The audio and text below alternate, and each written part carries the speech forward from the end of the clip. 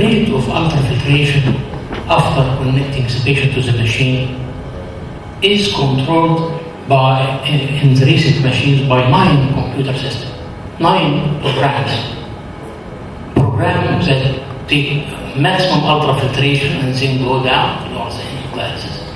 Another program will stay ultrafiltration. Another program with slow rise, and then plateau, and then slow decrease. Yes, many patients may come with pulmonary edema, and he is in need for the program of the highest level of ultrafiltration at the start of dialysis, and then we go down.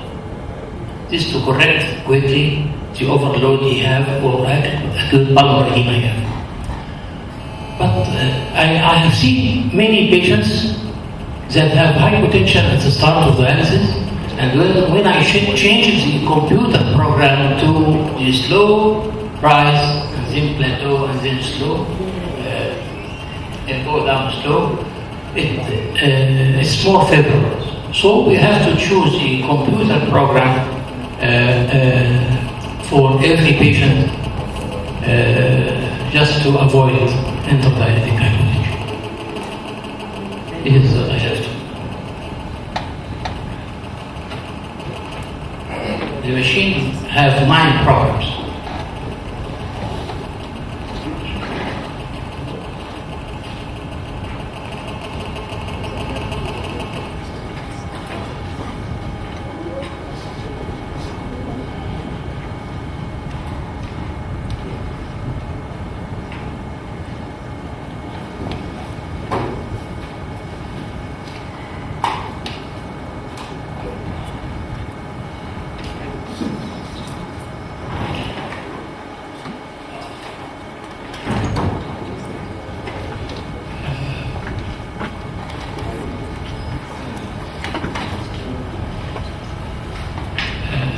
Dr. Ahmed Kamal, assistant, is a lecturer of nephrology in Ireland.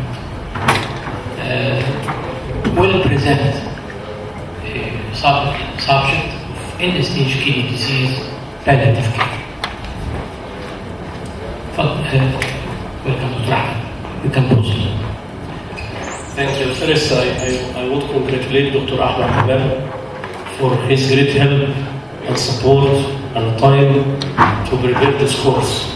Without his support, without his care, it was very difficult for me to finish and coordinate with all speakers. So I congratulate Dr. Ahmed Kamal for his support. Thanks a lot, Professor Hussein, for congratulations, and thanks to Ahmed for your introduction. At the beginning, I'd like to enroll in our country, and I hope that you enjoy the course. So, from the address of my, I bet you are expecting a very depressing and very disappointing talk, and in fact it is. But we'll try to look at the third half of the cup, and I'll start with trying to correct some concepts that we all have, even in our country. So if we are looking to the palliative care, and we imagine the palliative care in any hospital, we will think that this palliative specialist is like a ghost and just waiting to take your life. And it's not right. It's not right. It's totally about living. So palliative care is not about dying, it's about living. We will not express it about how to wait for the patient to die, but we can express it in another way as how to make the patient enjoy the last days in a very, very well condition. So at the beginning, we would like to clarify some concepts. So one of the overlapping definitions is the palliative care versus hospice care. So it's totally different. Palliative care is aimed at anyone who has been diagnosed with life-threatening illness. It's not terminal by definition. It's not terminal patients. It's just patients who have a severe illness, which is a life-threatening condition. And hospice care is mostly aimed at patients who have been diagnosed with a terminal illness. So the prognosis for the patients in need for hospice service is very, very bad. And in other words, we can look at it as if it is like this ball. Hospice is a small part of the huge palliative care. So the palliative care is more general term, which including end-of-life care and hospice care at the end. Palliative care is aimed to improving quality of life for patients with serious illness. End-of-life care, which is smaller than palliative care, for those who are entering the last phase of life. And at the end, the most intense and most depressive service is the hospice service, a model for delivery of end-of-life care. Those three kinds of care proposed for the patient or the terminal patients should be done under the ethical umbrella. The main four ethical principles, starting by autonomy. Actually, autonomy is the main one of the ethical principles, and it is the one who pushed the patient, pushed the physician and the communities to think about the end-of-life care, because there is autonomy, it stresses on respecting the patient's will. Okay, so if the patient doesn't want, refuse the medical care, you have to respect it. You have to do it at the patient's wants. The second ethical principle is beneficence.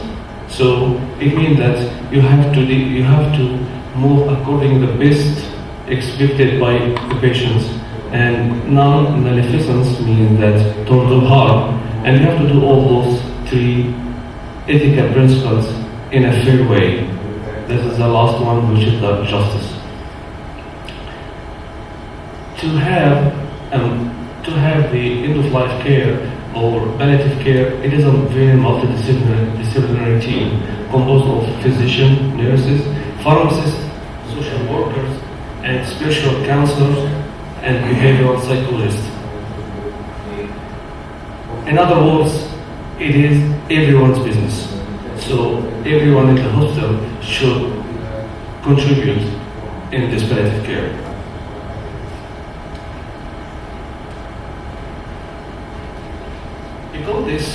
Because the financial burden of these terminal patients, and we know that how expensive is the dialysis in our countries and other countries, this pushed even the rich countries to think about how to deal with terminal patients. And this is a second edition from the clinical branch guidelines about how to share decision making in the appropriate initiation of and withdrawal from dialysis. I'll just read to you the headlines and try to highlight these problems. So the recommendation number 1 is try to establish a shared decision-making relationship. Developing a patient-physician relationship is mandatory for right decision-making. So you cannot talk with the patients in the first or second visit when there is no already established good relationship between you and the patient, talking about how to manage the end-of-care service or how to start the palliative service. At the beginning, you have to have a very solid and good background about the patient, and you have to have a solid patient-physician relationship. Recommendation number 2 is informing the patients. You have to be very, very clear with the patient. So you have to fully inform the acute kidney injury patients, stage 4 and 5 CKD patients, and end-stage renal disease patients about their diagnosis, prognosis, and all treatment options.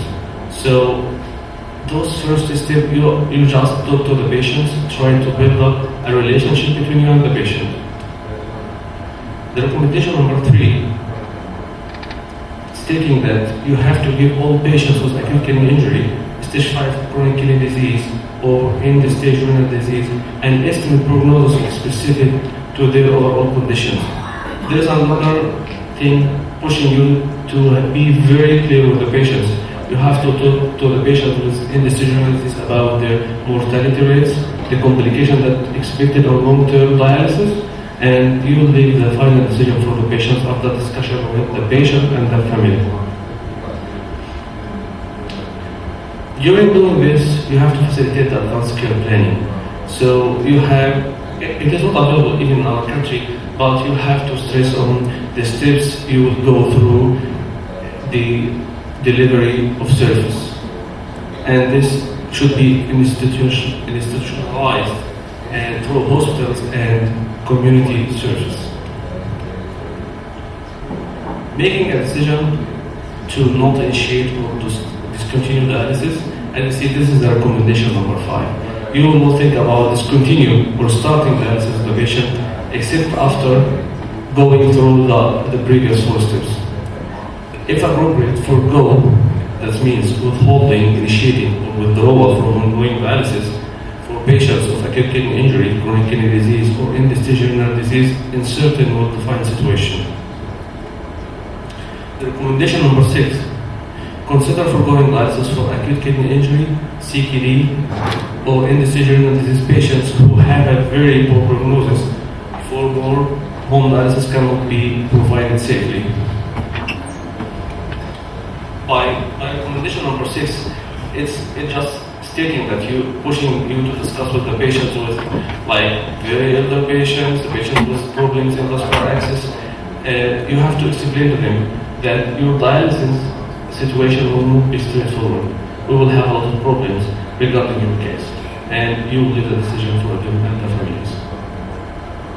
Recommendation number 7, stating that resolving conflicts about what dialysis decision to make. Consider a time-limited trial of dialysis for patients requiring dialysis, but who have an uncertain prognosis or for whom a consensus cannot be reached about providing dialysis. This is a very common situation, and we will talk about it in details, because this is one of the most situations that you are facing, like in ICU, when you are invited to check a patient with severe hypertension and terminally ill patients, acutely ill patients, and you are not certain about the prognosis of the patients. So, should I deliver dialysis in this situation? The patient's blood pressure with all electrodes are 60/30, and I'm not certain about the prognosis. Should I do my best to extend the patient's life till we pass this situation? We'll talk about the algorithm, discussing this point in details in a little bit. Recommendation number 8 is to establish a systematic due process approach for conflict resolution if there is disagreement about what decision should be made with regards to dialysis.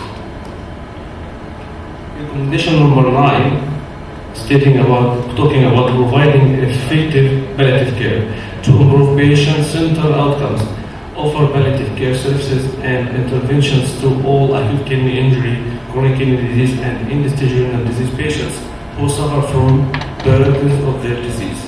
As we know that the symptoms burdens of the chronic kidney disease patient or end-stage renal disease patient is huge, and that's why we have to design a very effective way to deliver the palliative care for those patients. The last recommendation, number 10, is how to use a systematic approach to communicate about diagnosis, prognosis, treatment options, and the goals of care. So, because of this important issue, the end-of-life care for those with advanced kidney disease was acknowledged in the National Service Framework for Renal Service, NSF Part 2, which included a quality requirement for end-of-life care. It is stated that we have to support the people with established chronic kidney disease to live life as fully as possible. We have to help them, to enable them to die with dignity in a setting of their own choice, to receive timely evaluation of their prognosis, information about the choices available to them. For those near the end of life, a jointly agreed palliative care plan built around their individual needs and preferences. So surprisingly, when they talk with the patients, this is a survey made for the terminally ill patients, and surprisingly they found that 2/3 of those from UK are wanted to die at home, and only 8% of those wanted to die at hospital, and 28% want to die at hospice. So we should talk about the patient, even about the place they want to die in. And if they wanted to die at home, this is an obligation for the community, the health community, to build up a system to deliver the highest level of care for them at home. The working definition of end-of-life care stated that care that helps all those with advanced, progressive, incurable illness to live as well as possible until they die. This enables the supportive and palliative care needs of both patients and the family to be identified and met throughout the last phase of life and into the bereavement. It also includes management of pain and other symptoms and the provision of psychological, social, and spiritual and practical support. One of the burdens and one of the faults it's involving all the time, that we never talk to the patient until they deteriorate. So in another survey, 80% of people say that if they are seriously ill, they would want to talk to their doctors about end of care. It's a huge percentage. 80% of patients will think, they will take a decision, but at least will think about end of life care. And only 7% of people reported actually having had an end-of-life conversation with their doctors. Regarding physician, only 25% of doctors knew that their patients had advanced directives on file. So this actually highlighted the miscommunication between patients and those categories of between physician and those categories of patients. So we need to talk to the patients and deliver the data for them in a nice way. Like this terminal patient, when he asked, well, doctor, what's going on? He said, I only suggest you to celebrate your birthday as soon as possible. He never told him, oh, you're gonna die, but he delivered it in a nice way. So the end-of-life care decision for hemodialysis patients, this research recently proved that we only tend to have that discussion with them when they start deteriorating. So we need to pay attention for those category of patients. The National Council for Palliative Care defined the supportive care as care that helps the patients and their family to cope with their condition and its treatment from pre-diagnosis. Through the process of diagnosis and treatment to cure continuing illness or death and into bereavement. It helps the patients to maximize the benefits of treatment and to live as well as possible with the effects of the disease. It is associated it is accorded equal priority to diagnosis and curative treatment. But when it comes to the palliative care, it embraces many elements of supportive care and has been defined by the World Health Organization as well, the active holistic care of patients that with advanced and progressive illness. And it includes the management of pain and other symptoms and the provision of psychological, social, and spiritual support. The more advancing term is caring about the dying. In the care about the patients and family, is the care about the patient and the family in the last hours and days of life. This is talking about the terminal patient just before this. It incorporates 4 key domains of care: physical, psychological, social, and spiritual, and support the family also at that time and into bereavement. As known, in UK, it's more than 40,000 patients with renal replacement therapy, and the mean age of those patients is 65 years. More than half of those patients have more than one comorbidities. The expected years to live is 3.9 years. This caused the community to add the end-of-life care pathway at the end of the management. So here the clinical pathway for the management of advanced kidney disease, as you can see, there is 6 steps at the end of the algorithm, only talking about the steps how to do the end-of-life care pathway. Starting by discussing as end-of-life approaches, assessing care planning and review, coordination of care, delivery of high-quality services, care in the last days of life, and even care after death. In another algorithm about caring of advanced kidney disease, we can easily appreciate the addition of last days of life care, divided into conservative kidney management and kidney end-of-life care. Regarding the age, which is the main issue, so per se, it's not an indicator for palliative care. Withholding, it shouldn't affect withholding versus initiation of dialysis. But as we'll see, it will encourage us to get specific ways to treat those patients. There is some factor I should search for or look for if I'm dealing with elderly patients, which affect the comorbidities, especially the social isolation, lack of resources and surrogate wishes, profound neurologic impairment, non-renal terminal conditions, and technical precludes. This will increase the complication. I can appreciate if this will increase the complication and burden of dialysis for those category of patients.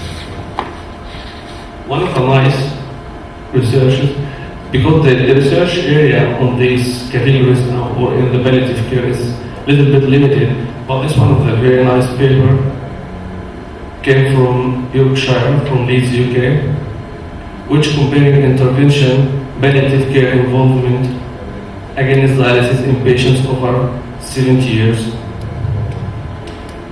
And it was not surprising, they found that in different level of clearance and even on CKD and interstitial disease, the hemodialysis improved the patient outcome for people more than 70 years.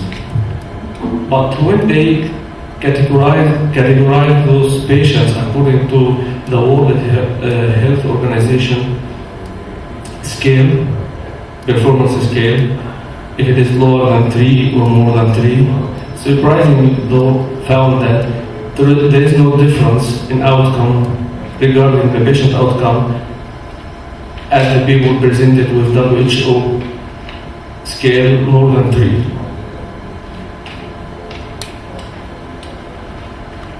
Also, when they more subdivided those categories more than 70 years to less than 80 or more than 80, they surprisingly found that those patients with more than 80, there was no difference in the patient outcome either on hemodialysis, if they underwent hemodialysis or just went with the palliative care management or conservative management. So this highlights the role of the age in the decision making. If I'm seeing a patient of 85, 86 years old with one or more comorbidities, I'll think 1,000 times before starting dialysis for him. If the community laws and the rules in our hospital or our healthcare is permitting that, so I'll think again. This pushes the researchers to highlight 4 main factors that may affect the outcome of the patients, and will encourage us to think about the palliative care and end-of-life management. The first one is age, and if the patient's serum albumin on presentation less than 2.5 gram per deciliter, or presence of other comorbidities, and answer no for surprise questions. So what's surprise question? Surprise question is for physicians, not for the patient. If I ask the patient's physicians, would you be surprised if this occurs for this patient within 1 year? If the answer is no, it will encourage us to go through a palliative care management more than starting hemodialysis. And a couple of research confirmed the significance of this no. It is very significant, and the odds ratio of death increased 35 times when patients would answer no, when the physician answered no, I will not be surprised if this patient died with 6 months to 1 year, more than other people who the answer was yes. The end-of-life care in advanced kidney disease, irrespective for the treatment modality, as we highlighted before, to fully support. This is a very busy slide, so it just re-describe again the palliative care and the supportive care for the patients with end-stage disease. We will focus for a little bit on the 6th step of the end-of-life care pathway. Step 1, as we highlighted, discussion as end-of-life approaches. It's open, honest communication between you and the patient and the family, identifying the triggers for discussion. The second step, trying to assess care planning and review. Agreed care plan and regular review of needs and preferences, assessing needs of carers. I have to consider the family when it comes to this stage. Step 3, coordination of care, strategic coordination of individual patient care and rapid response services. This is how to build the system for advanced care. Delivery of high quality services through high quality care provision in all settings, hospital, communities, and extra and ambulance services. Step 3, when we come to the last days of their life, we should identify the dying phase and review the needs and the preferences for the place of this. I have to investigate it. And recognition of wishes regarding resuscitation and organ donation. And the last step is the care after this, through recognition that end-of-life care does not stop at the point of this, timely verification and certification of this, and referral does the paperwork. Through those 6 steps, I have to continue support for the carers and families, information for patients and carers, and spiritual support for services. The rate of this on the we can call it the rateness of this, the trajectories at the end of life, as you know, it may be sudden or by terminal illness, and you will find very quick slope till the death. If it is due to organ failure, it will be just suffering from improvement periods and deteriorations. And if the patient became fertile at the end of life, very old, it will be slow down to the death. At the last three types, terminal illness, organ failure, and deformity, here's where the palliative care come into play. That's why at the last 3 types of this, there is a huge symptoms burden and very bad quality of life. So the advanced care planning should be taken up. This is a very long list in a couple of latest papers about the palliative care management. This highlighting how frequent of those symptoms, bad symptoms in the patients with end-stage renal disease or patients on dialysis. This is an example about how to assess the patients and how to start treatment, but you can appreciate how frequent and how hard it is symptoms. And in this paper, highlighting 5 major symptoms for patients with CKD or end-stage renal disease in more than 50% of patients on hemodialysis, starting by dry skin, lack of energy, itching, bone and joint pain, and muscle cramps. So I'll go quickly through 5 or 6 major symptoms that we have to take care of during the palliative care management. As you know, pain is very common. More than 50% of patients with end-stage renal disease are suffering from persistent pain. The point is, more than 80% of those patients, when you scale it, it is moderate to severe pain, which is significant, and most of them is just undertreated. So we have to use some of scales to assess the severity and the frequency of the pain, like in monotone symptom assessment. And as you know, through the United Nations laws, pain relief is a basic human right. Different causes of pain or uncertainties can be highlighted. Firstly, the neuropathic pain, visceral pain, something like herpes zoster and sure bone aches and stiffness will contribute. There's some scales proposing a treatment according to the severity of the pain, so you can revise it anytime. And something that a lot of us may ignore it or just go away from it is the mental disorders on hemodialysis patients with terminal illness. It is very common to have those patients agitated or have some sleep disturbances, and we have to explore the medical causes of this. And it can be easily treated by low-dose diazepam or haloperidol, and we have to explore the medical causes also for sleep disturbances or insomnia. Another small things, but it may cause a huge problems if it's got ignored. It's like oral care, pain sore management. We have to look for this intensively.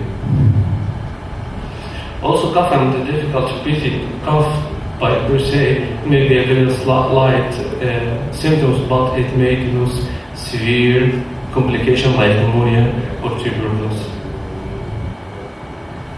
Itching is one of the most common complications with patients with advanced kidney disease because of the phosphocytin retention. So we have to exclude that. It's not a drug side effects. It's not a skin infection. It's just for due to high phosphorus level, and it can be easily treated by local steroid creams or chlorampheniramine. At the end, it is not an institution problem, it is not a city problem, it is a national problem. And in our countries, we have to highlight how to address it in a national end of life strategy. We have to build up a strategy to take care of those patients at their last days. And this 12 step is just highlighting what we have to do, but it is not a hospital thing, it is not a physician thing, it is like a policy. So we can discuss it and we can highlight the steps to start to building up this system in our countries, starting from raising the profile, strategic commission, care planning, coordination, and by funding. I end up by special situations that we are facing and highlighted recently in literature. It talks about should we start to analyze the critically ill patients, which is hemodynamically unstable. And I just want to highlight this algorithm which stressed on delivering TLT or time-limited trials for those severely ill patients, and look at the beginning. If the patient at the end, the patient improve, you have to tailor for renal replacement therapy and prepare for chronic hemodialysis. Or if you are certain, you may regenerate this time-limited trials. This by delivering acute hemodialysis for a short time for those ill patients. And you have to go through this step to deliver these TLTs or time-limited trials by having a good setting and talking with the patients and the nurse and stuff to have a solid background and knowledge about the patients. Then you have to invite the family and solidify your knowledge and to try to summarize with them what we are going to do and what the options at the end. And there is a lot of barriers for this care to be delivered. This is the most binders that we may face, like lack of consensus between treatment teams. Family has already been told that dialysis will be offered, so how are we gonna stop it? Critically ill with uncertain global prognosis is one of the most famous situations, and changing teams and providers over time, discomfort with use of the surrogate's decision markers as proxy. Family does not seem to understand the prognosis, transition care at the end of life, time-limited trials, and sense of physician failure if the patient does not recover. At the end, in conclusion, palliative care does not equal no treatment. It is a lot of treatments. And also dialysis, it is not damaging if you do it, and you will not be dead if you don't do it. In conclusion, the importance of adequate palliative and end-of-life care in patients with chronic kidney disease is highlighted by their high mortality, as dialysis patients have an annual unjustified mortality rate of 22 to 25%, with cardiovascular disease being the most common cause of this. Second, similar to patients with congestive heart failure, patients with advanced chronic kidney disease have a high symptoms burden, with high rates of pain, fatigue, dyspnea, insomnia, and anxiety and depression. But dialysis, especially in older patients, may not ameliorate these symptoms.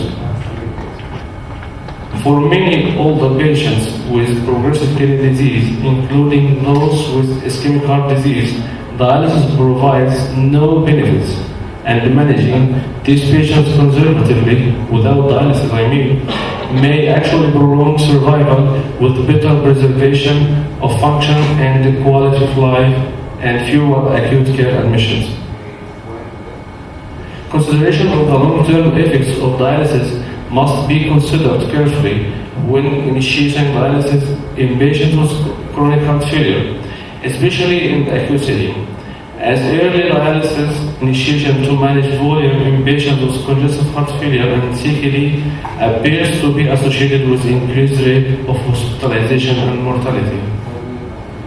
Lastly, in order to provide a quality patient-centered care, clinicians and the patient should start discussing dialysis option early in the illness trajectory, so individual patient preferences can be clarified and goals of care that best meet patients' needs can be established long before an acute medical crisis arrives. And then I should ask the patients clearly, where do you want to spend their last days? So I'm sure that a lot of patients will choose this one. Yeah. Thank you.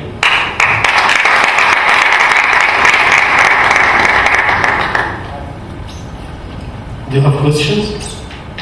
Yes. I'm sorry for selecting this topic. At the end of the day,